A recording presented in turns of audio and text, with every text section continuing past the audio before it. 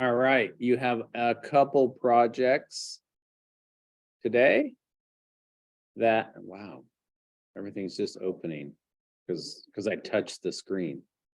You have a graphics project to do. I'm going to talk about that. And then we want to get an updated schedule. So you should have a schedule going, probably haven't looked at it in a while and revisited it. So you need to do that as a team and get it finalized because we're about done, right? So you might have to go back in time, think about the process that you went through, get that into your schedule, re-evaluate who did what, and try and get it current. Okay, you have until the 9th, I think, so a couple days to get that done.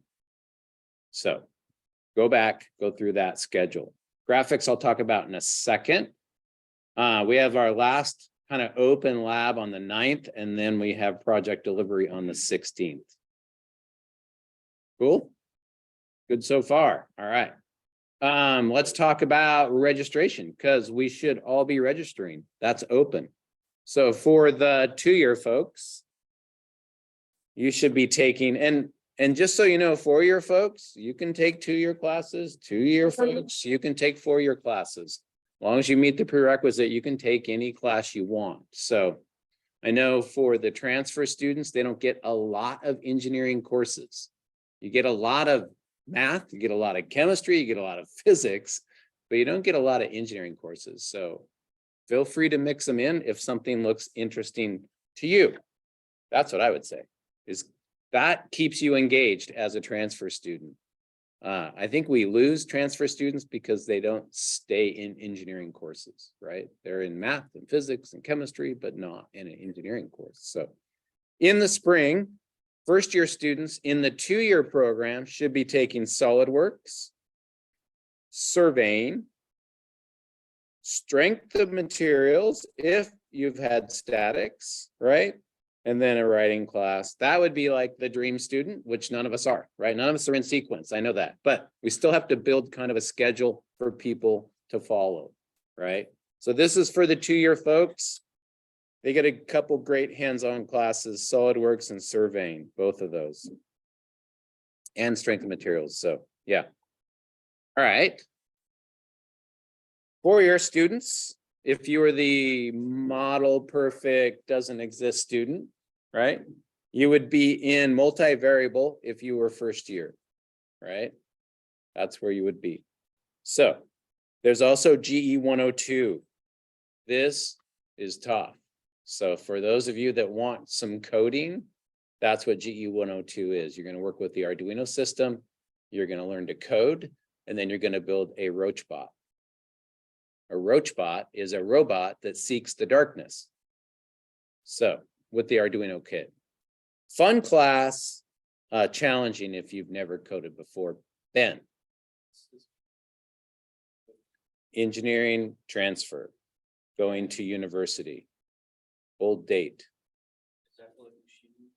No, engineering transfer? What are the engineering disciplines? We know this now because we've had this class. Mechanical, ME, mechanical engineering, civil engineering, structural part of civil engineering, aerospace part of mechanical engineering, chemical engineering, good. I want more. Electrical engineering, thank you. I want one more. Biomedical engineering, part of mechanical. That's not the one I was thinking of, but that's a good one. What was this thing? Computer science engineering. That's a big one. So I haven't talked about computer science engineering a lot, but we actually have computer science transfer on campus.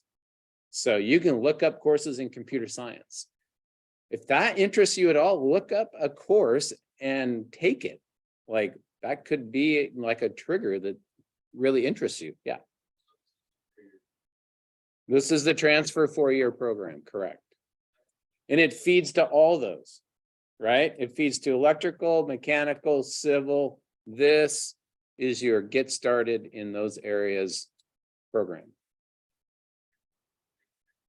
2-year, I just had up there.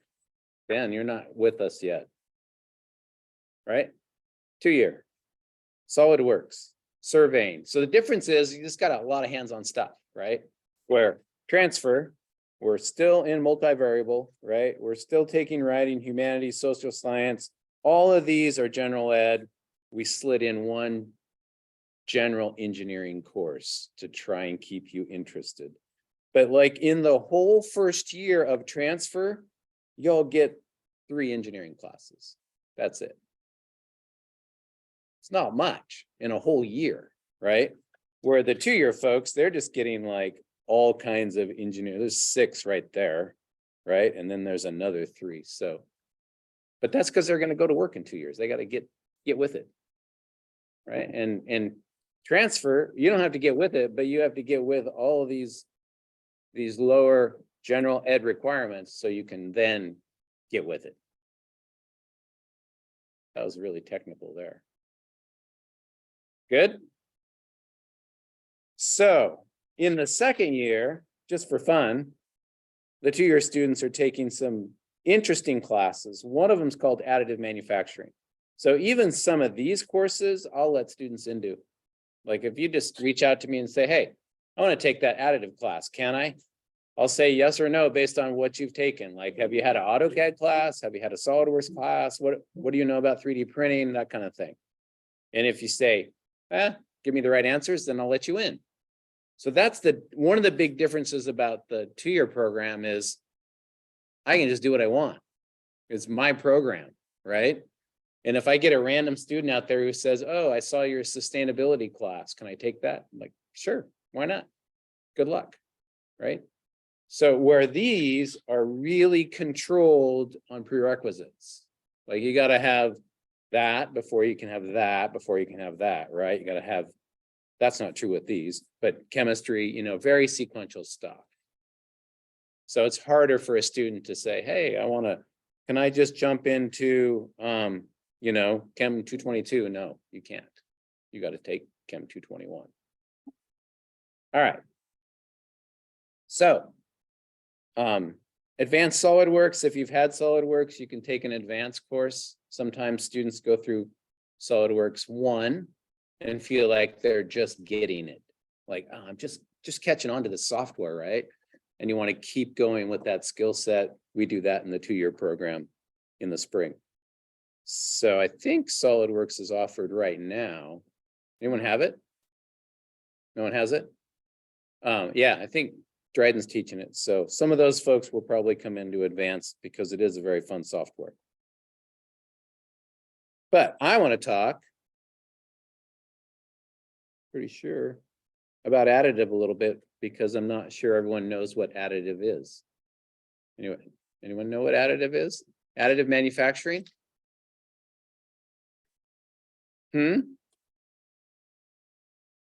3D printing is the basics of it, yeah. So I went to a conference last year, 2 years ago, on additive manufacturing, and it really opened, I know a little bit about it, but I didn't know that much about it. And it really opened my eyes as to where manufacturing is going to be going. So those of you that interested in mechanical engineering, everything that you do will be in some kind of a production area. So you will go to work for a company that makes something, typically is what mechanical engineers do, unless you go into heat transfer. If you go into heat transfer or HVAC, heating, ventilation, air conditioning, then they're probably not producing anything, but they're just designing and making sure that that heat transfer is dealt with appropriately. And that can be in a building, like heating this building, that's HVAC, right? That would be a mechanical engineer that would design and create the heating and cooling of this structure, right? But also of anything else that produces heat that needs to be cooled. And there's a lot of things that need to be cooled, right? Engines need to be cooled. They get hot and we need to transfer that heat away from the engine. That's a mechanical engineer. Computers generate heat. So that's a mechanical engineer that will deal with the heating issue within these things and how we cool it, that fan, how big it needs to be, the airflow path, and that airflow path is going over the right things and not the wrong things, right? So that's all part of mechanical engineering. Okay. So all the rest of the mechanicals are going to be in some kind of production, whether that's planes and trains and buses and cars, transportation, or that's gadgets, you know, Leatherman, Benchmade, all those kind of gadgets. Within that sector, when things get made, we manufacture them somehow, right? So that's a manufacturing engineer's job to figure out how we make it, but we have to design for those tools. So when I'm designing for Kiewit, I design for the tools that are in the facility that I'm working in. I can't say that we're going to take this piece of steel and we're going to throw it on a lathe and spin it down when we don't have that lathe, right? We have to know the tools that we have available to us. We have to know what they can do, and then we design for that if we're designing. So that's kind of being tossed out of our world with additive manufacturing. So subtractive is what we do now. So we take a big piece of steel, a chunk of steel, and we might put it in a CNC machine. And then all these little bits come in and drill holes, subtracting material, or bore out a surface, right? Clean that surface. Even a sander, regular old palm sander, is subtractive. It's removing material to get to the thing we want, right? So we start with this big chunk, and then we mill it down into the part we want. And all of that material that we mill down then becomes waste or recyclable, but it takes a lot of energy to get rid of that material. It takes time, energy, accuracy, it takes skill sets, takes special pieces of equipment to subtract the material we don't want and leave the material we want. That is how manufacturing has been done for 100, 150 years. That makes sense? We subtract. That's what we do. The one tool that we've had a long time that adds is a welder. And welder is additive. Like, oh, I'm adding material with a welder, right? So we have done some additive with welders, but other than that, we haven't done it until now. Like recently, the last 20, 25 years, but really the last 10 years, it's taken off. Additive is 3D printing, where we can design the part and then just hit print. And it just lays down the material necessary to make the part. There's very little waste. Sometimes there is some waste, but there's very little waste compared to subtractive. It takes longer because these machines are slower, right? But the cost benefit of not having somebody whittle it down to the part we want and just let the machine build it up and make it is pretty great. And I'm not going to go through this entire slideshow. There's like, I don't know, 175 slides because I went crazy at this conference, but I will put it up on Blackboard and you can go through it if you want. I'll just rip through a little bit of it. The first part I kind of made for a presentation I do in my additive class. But then I get to just pictures of this conference. It was pretty fantastic. So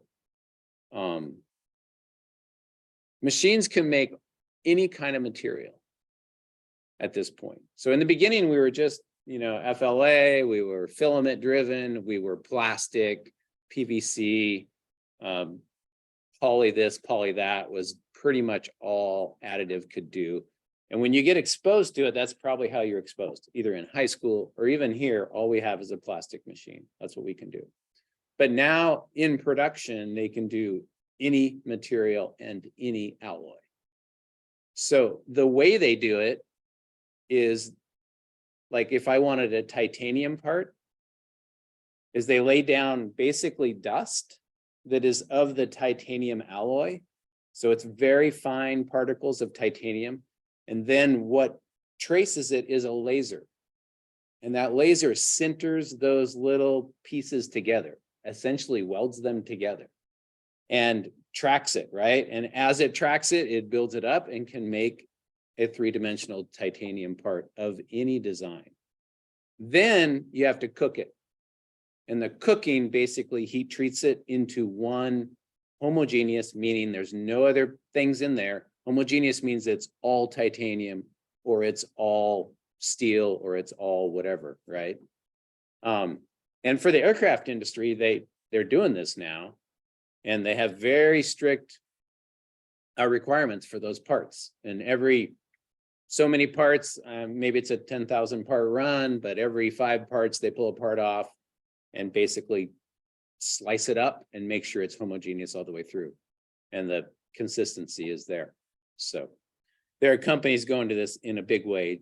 GE is one of them. They make jet engines, and their jet engine, I have a slide on it, but it would probably take me forever to find it. I want to talk about this though. Their jet engine part number went from like 14,000 down to 800.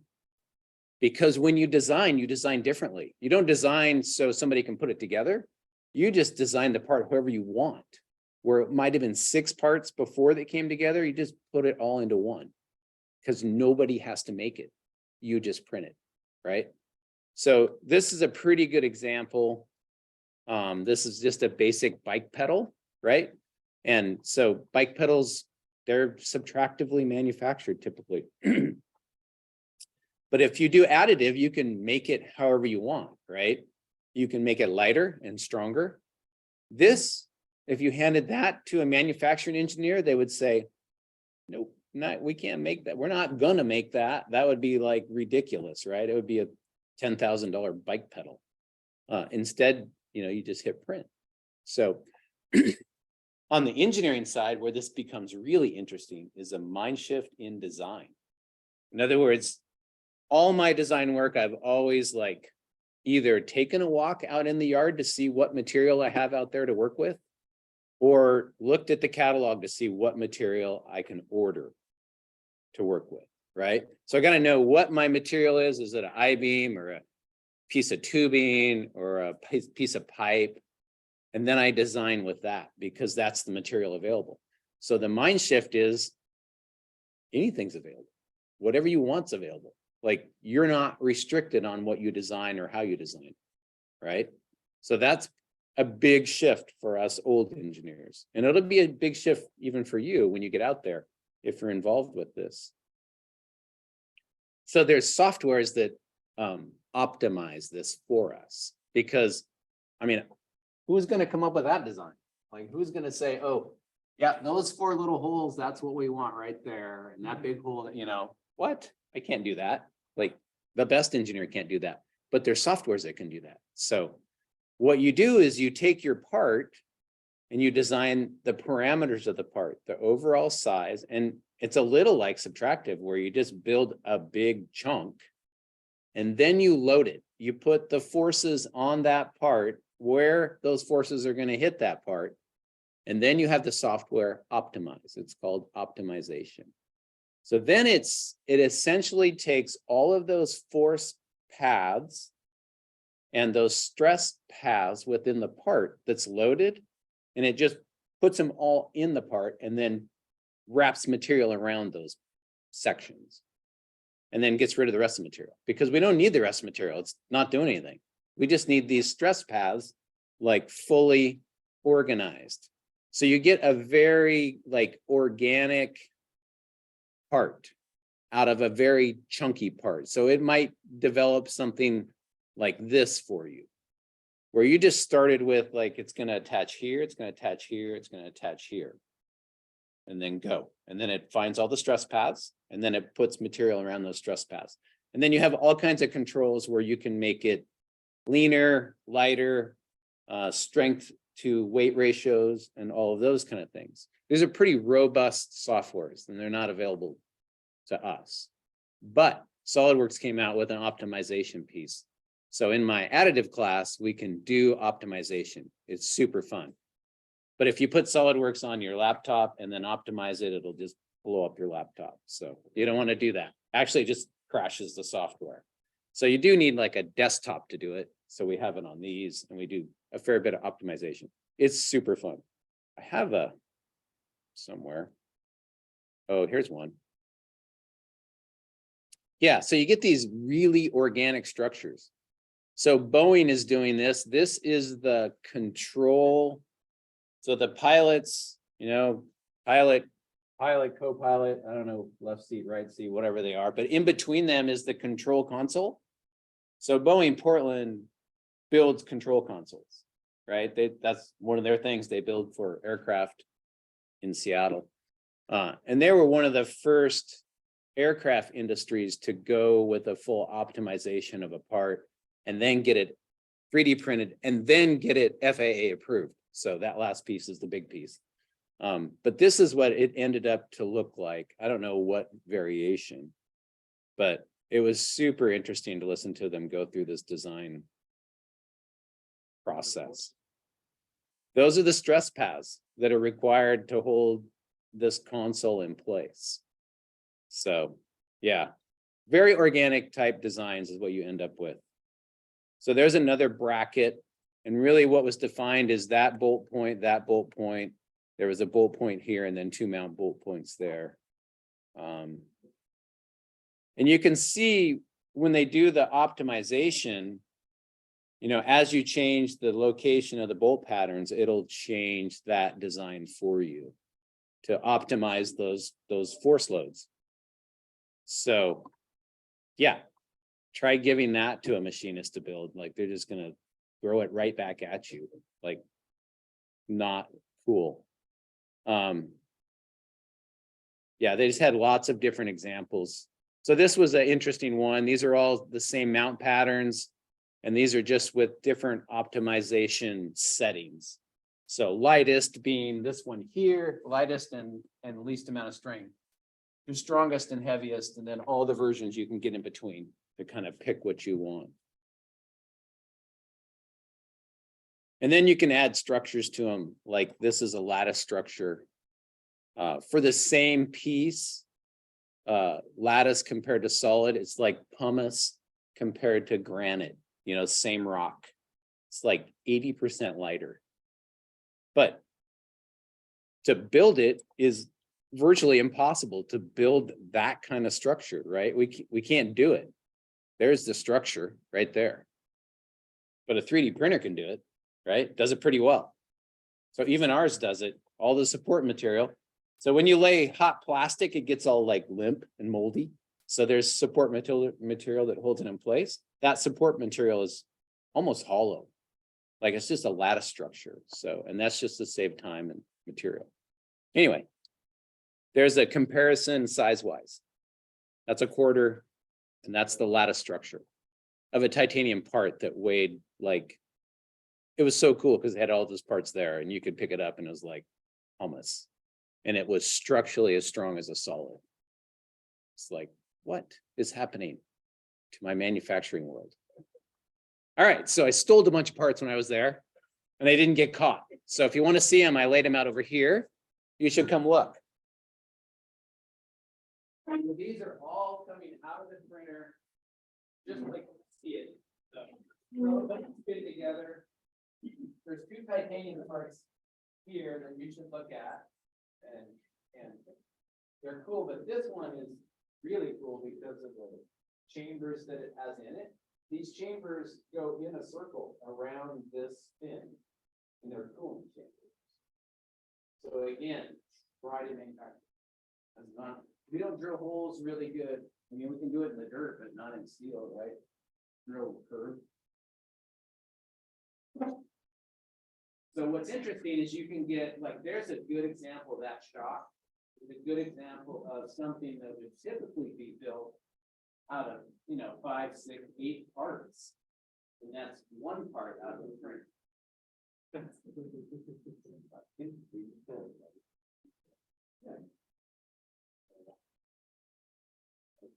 Yes.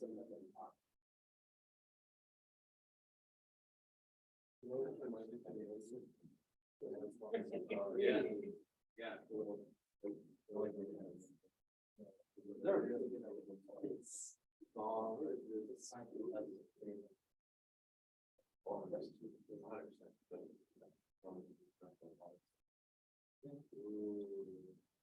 This one has an integrated circuit board within the 3D print. The metal. No, that one. Oh, no, it's this one. This one. That's a multi-material print that's aluminum copper. And it has electronics inside. Yeah. No, that one. Oh, it's like a black bear.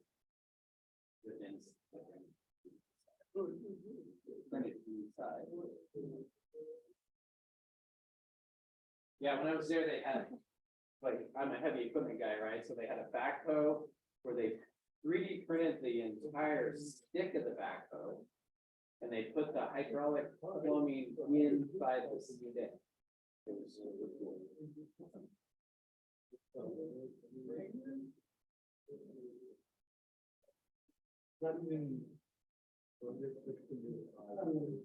You look at the capsules right there, the look inside is pretty. Oh, wow. There's a staircase. It's a staircase. So that just like opens up your mind to like design, right? Oh, I could design this one thing with this other thing inside of it.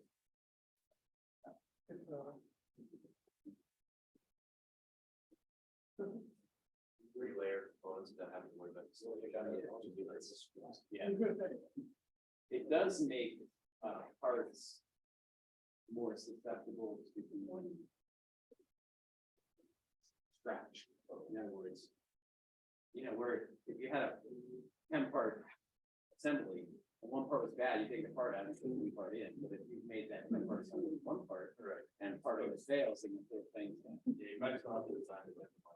So yeah, there's some problems with it. Like parts get bigger, more complicated, and more expensive. So when a part goes in, it's a bigger problem. Well, I still gotta do the guards in here. Oh, they're all. What? We're gonna put the here. You have a maze on it, place the rest, and even that out very well. And also cardboard here will give it a little more. Before you want to wait. Okay, no, seriously, yeah. For the load that we're bearing on that, they shouldn't have. Oh, yeah. Oh, yeah, we could probably put like a. This is a heat exchanger and it's optimized for heat transfer. So that's pretty cool. They have the largest 3D printers in the world at this facility in Tennessee, where they can print full-size cars. Yeah, they had a full, trying to look for my pictures now. Oh, there's the backhoe. So not a very good picture of it. There's a table. This place was huge. That's the printer. That's the printer chamber. That's a printer chamber. There's the boom I was talking about. So for those of you that don't know, backhoes dig, right? They have a bucket at the end, they dig, and all backhoes that I've ever used and seen, the hydraulic hoses go along that stick, right? And if you're brushing, like in the brush and stuff, a stick will grab your hoses and just yard it off, and you have the big hydraulic leak, and it's a pain. It happens a lot. This stick was printed with the hydraulic hoses inside the stick. Like, you're never gonna tear it, and there's no hose in there. It's just a chamber, right? With fittings on each end. Like, I was like, oh, I want one of those. But then they printed the stand for it too. Thought that was cool. Yeah, it's very good. So you can see how it's made basically with a giant welder is how they do these big pieces. If you don't need like a finish, a pretty finish, I think that's pretty, but yeah, it's a rough finish, right? But that's how they made that big structure. It's basically with a welder. Yeah, that's all ready to go. These are all their titanium parts that they had there. Yeah. Oh. Here, I'll see if. Check that one out.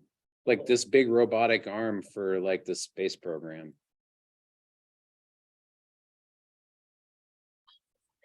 That's a titanium piece. Comes out of the printer like that. Yeah, no, it really is very cool. Oh. Yeah.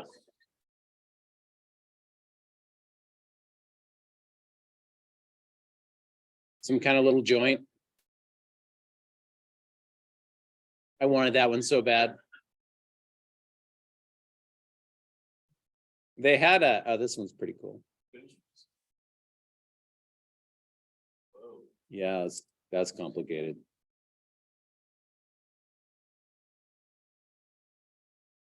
They had epoxy printers in the back. So laying down resin and then any kind of material you wanted to mix with the resin. So it was a 2-head printer that did a mix and then could lay up a carbon fiber part. Really cool. It's like, oh, I want one of those. There's the chamber where the big stuff gets printed. Yeah, I don't really know what that is. I think these folks come in the evening and have beverages and make shit. That's a radiator. 1-piece radiator. Engine block. I think that was the welding. Yeah, that's the additive robotic welding arm that was making a part.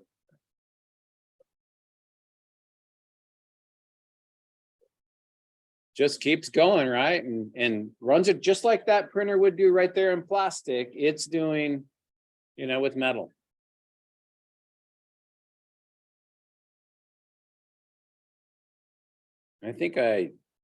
Yeah, so here's where they do the testing where they slice it because they're looking for any imperfections in that material. Because there can't be any in the aircraft industry.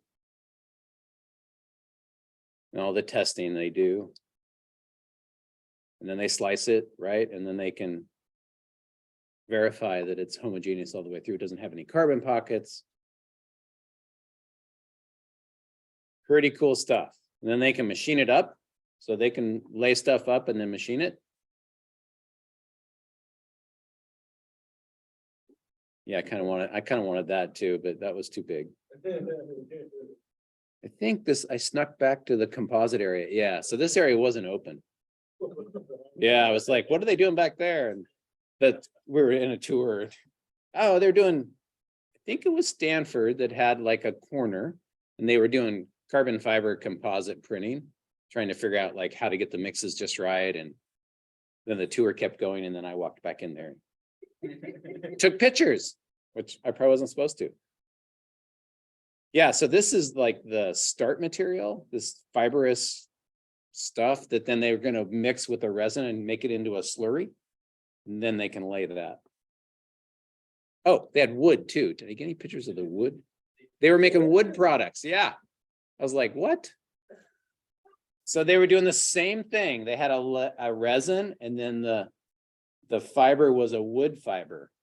So essentially a plywood material is the same concept, right? Plywood is wood, resin, wood, resin, wood, resin. You make plywood. I wanted one of those so bad. It's like, I am going to get caught. I'm a terrible thief, let me tell you. All those were given to me except for a couple. Yeah, it was pretty slick. Anyway, I'll put them all up. You guys can look through them. Yeah, that's what the resin, carbon fiber, they do all kinds of glasses, not just fiberglass. Yeah, a lot of composite stuff. All right, let's talk about, I already talked about the schedule thing. Let's talk about the graphics because you have a little graphics assignment. Have we done graphics in this class? Like 3-view, front, tops, right side? We did a little bit, right? Okay, so I'm gonna have you do one more little project like that. So the concept is the glass box thing, right? If you have a part, we look at that part from the front, the top, and the side. Those are called our primary views. So if you're gonna do a drawing for your final paper that is better than your last one, maybe, that's probably the view we want, is those primary views, front, top, side, okay? So the way you get them is by looking perfectly in that direction. So that's the hard part typically for students. We always want to add some kind of three-dimensional field to it. That's not part of the primary views. So it's our job as engineers to be able to look at three views of an object and then in our head build the three-dimensional object, which is that it takes practice. It's a puzzle, right? So if you haven't had practice at it, it does take practice. It's not easy to do, especially when it gets complicated. Thought I had one.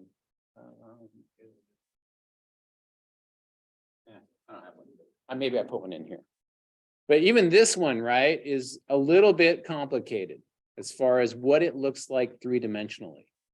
But this is the diagram that we're going to share in the manufacturing world still. It's getting better, like with SolidWorks and all the solid modeling, we do more three-dimensional stuff than we used to. But you're not going to send a three-dimensional image down to the shop to get something manufactured. You're going to send something like this because that's what they're comfortable with. And that's what they can get all of the dimensions off of. And that's the point, is that they get full size description. That's the goal. Okay.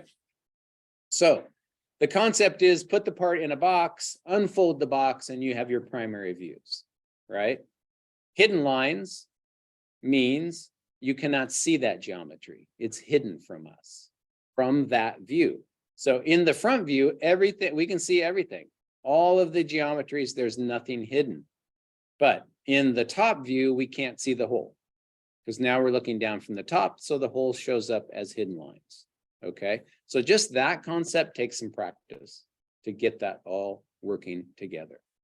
The other thing that's really important is things are in projection. So these are projection lines. We don't typically draw them, but they're drawn here just so you can see that the left edge projects up all three views. In other words, it projects from one view to the other, right? And it helps us create this three-dimensional image in our head. The hole, those edges project down and create these hidden lines. This projects down and creates that hidden line. So geometries project to each other. We keep views in line with each other. Okay, so when you do this project, all views should be in projection. You're going to do front, top, and right side. You're not going to do left. You don't have to do bottom. Okay, but those are the primary views: front, top, right side. All right. The concept is, of course, we are looking at those planes. This is my view, right? So when I see an object, if it's not on the surface, it could be like a foreshortened line, like it's not real size. So that's the other big piece, is not every line that you draw going to be real size. For instance, this, the top, it's chopped off, right? This whole corner is missing. So this surface right here is doing what? Yeah, it's angled away from us. So in this view, this surface is not true size and shape. Does that make sense? Because it's like, oh, it's at an angle away from me. So we have to be able to pick those up, because we don't want to, you don't want to dimension from here to here, because that's not a true length. The true length is like in here somewhere, right? So you have to realize where your foreshortened lines are, or where your true size and shape is. There was a hand up. Ben. So can you back to how would you make those see-through walls? The glass? You don't. You just make them in your head. Yeah. You just make them in your head. Yep. And you unfold it in your head, and then you draw it. So do we have to make it? You're going to make this front, top, side. That's what you're going to make. Protect the lines from the shape. Yeah. So the bottom of this relief or boss, whatever you want to call it, comes across, and it becomes that right there. So you just, everything projects up, that projects up to the circle. Yep. These shoulders down here show up as that hidden line here. So really, it really works your brain to see all the different angles. It's good. Oh yeah, I did have a complicated one in here. So this one's fairly complicated. Lots going on here, right? So this is called a section view where we cut through the object to see all the internal parts, right? So gets super complicated. We have to be able to understand that this is a side view of this thing, that this handle, I can follow a projection line to the handle there, right? But this axle comes across and projects over here. This projects over here. So you start to be able to put it kind of together in your head. Looks like a grinder, right? A hand grinder. All that's 2D, not 3D, but our head can start to put it together. That's what we're working towards. Probably super old. You should have a date, right? But I don't see it. It's probably just drawn for. All right, so what you're going to do is you're going to work with an object like this. Okay. And you'll want to read the assignment pretty carefully. This is the assignment. But what I did say is 4 inches by 4 inches per grid, because you don't have the size of this object, right? It doesn't say it's 5 inches. It doesn't give you the size. But what I gave you is between the grids, every node is 4 inches. Does that make sense? So from here to here is 4 inches. And I don't think this one has any half grids. Yeah, it doesn't. Those are all equally spaced. Some of them have half grids, and that gets a little trick. So same with the, yeah, if you're not given any other information, you have to assume it's solid. Yeah. Yep. So given an object like that, notice it's 3-dimensional. It has to be, so you can like wrap your head around it. But you're going to draw the 2-dimensional front, top, and side views. Okay. So what we all need to know is what's the front? So there's kind of a standard for that. And the standard is this front view. What would that be? Right side. And then this would be top. So that's a standard if you're not given anything else, right? We're going to all make this view the front view. So the easiest way to have your head do this is to just pick out surfaces that are very simple in the beginning. So for the front view, I see all this, right? That whole L shape I see in the front view. Everyone see that? Agree with that? That's the simplest thing to pick out of the front view. So start with that. Like I would start with, and yours is going to be to scale, but, and I'm going to call it unobstructed. In other words, there's no edges going through it. It's just a perfect L, correct? So when I go for that front view, I would start with that. Yeah. Are we given any dimension? Each grid is 4 inches by 4 inches. Yep. So what else do I see in the front view? This one? Yeah, so that's perfectly part of the front view. Everyone see that? And you'll see I'm kind of like, I'm shading it in because that can be helpful. Like draw the little 3D thing and start to shade in the surfaces. So that looks like it comes up a ways. I don't really know how far. I'm just sketching it, but it is a clean rectangle. Agreed? Nothing's going through it, cutting through it. So now I'm starting to get things put together. What else do I see from the front? This thing, right? Is that what you're talking about? Yep. It's not true size and shape, but I see it looking from the front view, correct? So, and it's kind of a, I don't know, a little bit of an L-ish thing. And I can see it developing here. Does it go all the way to the top? No. So that's the things you want to pick up. Like, wait a second, it doesn't go all the way to the top. It's down here somewhere. So it's down here somewhere. It goes above this rectangle, correct? Again, I'm just sketching it. I'm probably not to scale. And then there's this like void here. from the front view, isn't there just like missing part? So that's this missing part. What else? Right, but what else as far as what I can see? That's it.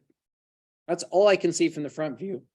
Then I shift and go, okay, what can I not see that I need to represent in this part? So I think you just said it. It's this cutout here, right? I can't see it, but it looks like it's about the same height as this. So I'm going to put it in here. A little hidden line. What else?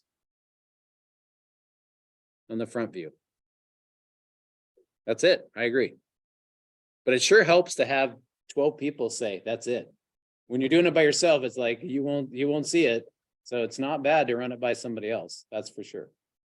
That's going to be the front view. Then I just do it again, looking from the right side. What do I see? Different color, right? I see this. I see this. I see this. Yeah. And then from the top view, I see some different stuff, and then I see some same stuff. So top view, red now, that, I see this. I see all of this, don't I, from the top? Yeah. So just pick away at it. Good? Everyone have an idea what I want? You kind of have to do some scaling because the part's going to be big. So if it's 4 inches, 4, 4, 4, 4, that's 16 inches, right? Is that going to fit on my piece of paper? No, that means you have to scale it. Like, oh, maybe I need to draw it half size. That's 1:2 scale. Maybe I need to draw it third size. That's 1:3 scale, right? So you'll have to do some scaling to get it onto a piece of paper. All right. And I think I also asked for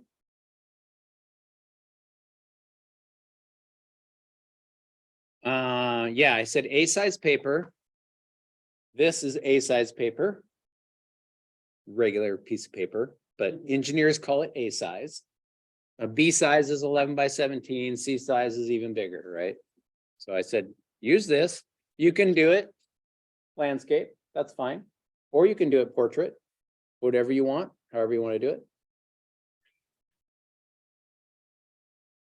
You have to do it on a piece of paper. Oh, heck, if you want to do it in AutoCAD, you can do it in AutoCAD. Why not overachieve? If you don't know AutoCAD, don't do it in AutoCAD. Because I don't want you to come in next week saying, I spent 14 hours on that project because I don't know AutoCAD. Like, oh boy, my fault? Not my fault. All right, good. And I think you're doing number 8 right here. You already did that one? Oh, of all the things, which one do you want to do? I was thinking the same thing. Yeah. All right, let's do 6. All right, I'll change that. Let's do 6. Yeah, I don't remember that. It was right before the filter. It was like the same. All right, you're doing 6. Perfect. That's it. Get your schedule updated. That's in the submission area for you to post up. And this is in the submission area for you to post up. Good? All right, see you all Thursday. Register for classes so we know how many we have.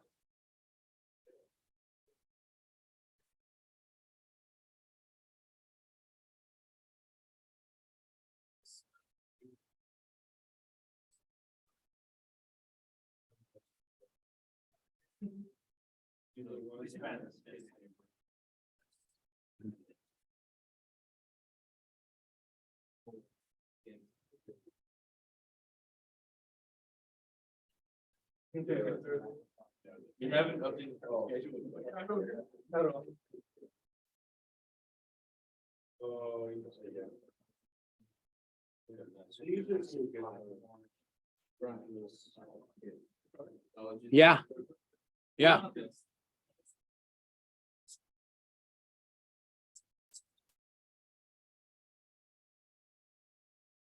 So actually, you would make like one. Differences in your depth, and the side. Yeah. And then we'll need to do that. It should be a little soft. Right now, they're doing like. So it's not.